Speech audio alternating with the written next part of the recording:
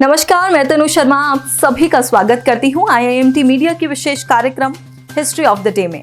आज के दिन सुनीता विलियम्स बनी थी अंतरिक्ष में लगातार सबसे लंबे समय तक रहने वाली महिला। भारतीय मूल की अमेरिकी अंतरिक्ष यात्री सुनीता विलियम्स 16 जून 2007 को अंतरिक्ष में लगातार सबसे लंबे समय तक रहने वाली महिला बनी थी। सुनीता ने अंतरिक्ष यात्री के रूप में 195 दिनों तक अंतरिक्ष में रहने का विश्व कीर्तिमान स्थापित किया है।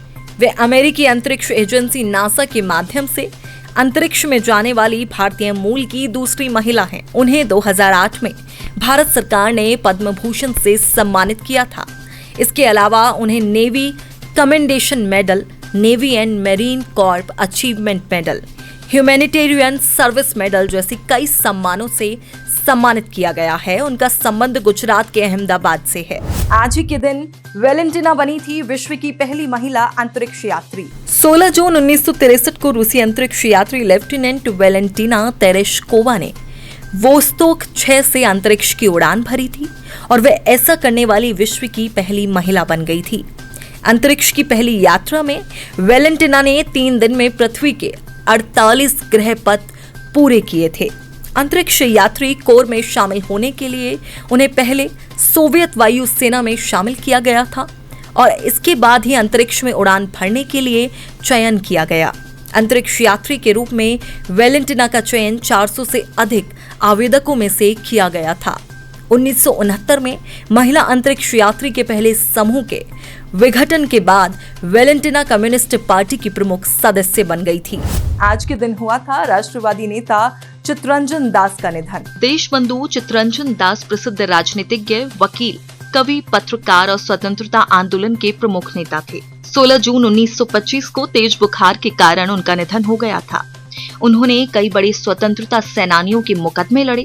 वकालत में उनकी कुशलता का परिचय सर्वप्रथम वंदे मातरम के संपादक अरविंद घोष पर चलाए गए राजद्रोह के मुकदमे में मिला था।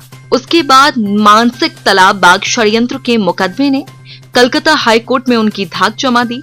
इस मुकदमे में देशबंधु ने जो निस्वार्थ भाव से परिश्रम किया, उसके कारण देश में वे राष्ट्रीय वकील के नाम से प्रसिद्ध हो गए। ऐसे मुकदमों में वे पारिश्रमिक नहीं लेते थे। 1906 में वे कांग्रेस में शामिल हो गए और 1917 में बंगाल के प्रांतीय राजकीय परिषद के अध्यक्ष बने। आज के दिन हुआ था भारत में केमिस्ट्री के जनक प्रफुल्ल चंद्र राय का निधन। 16 जून 1944 को देश के प्रसिद्ध वैज्ञानिक और भारत में रसायन विज्ञान के जनक डॉक्टर प्रफुल्ल चंद्र राय का निधन हो गया था। डॉक्टर राय ने देश में रसायन उद्योग की नींव डाली थी। महात्मा गांधी ने कहा था कि शुद्ध भारतीय परिधान में आवेष्टित इस सरल व्यक्ति को देखकर विश्वास ही नहीं होता कि वह एक महान वैज्ञानिक हो सकता है।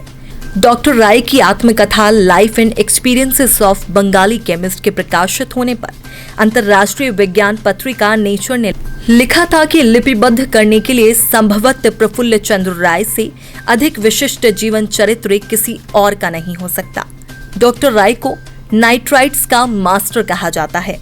उन्होंने हिंदू रसायन का इतिहास नाम से ग्रंथ लिखा, जिसका यूरोप की कई भाषाओं में अनुवाद हुआ था।